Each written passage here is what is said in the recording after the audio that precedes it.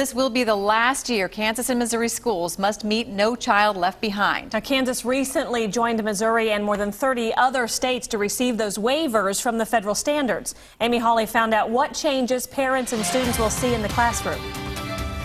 Well, the waiver doesn't release Kansas schools from student achievement. Instead, superintendents told me today in about a year, school in Kansas could get a bit tougher. First grade teacher Lisa Lohman works in the only school district in the nation with 20,000 students or more to have achieved No Child Left Behind's adequate yearly progress 10 years straight. Blue Valley School District was the only large district in the nation to achieve that.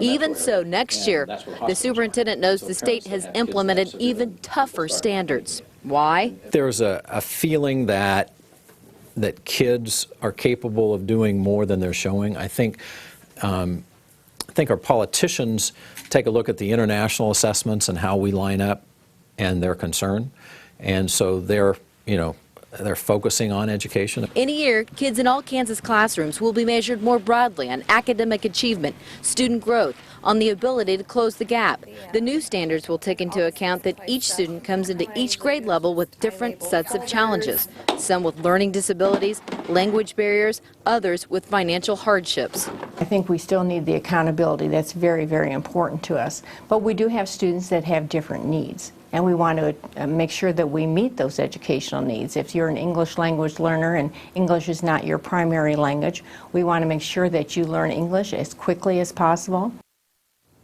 Now, some students, also superintendents told me today, could start doing, say, 5th grade curriculum in 4th grade under the new standards. Also, schools will have to prove, and districts will have to prove, that they're constantly moving kids ahead in order to achieve the standards, and so will teachers if they want to keep their jobs. In Everland Park, Amy Hawley, 41 Action News.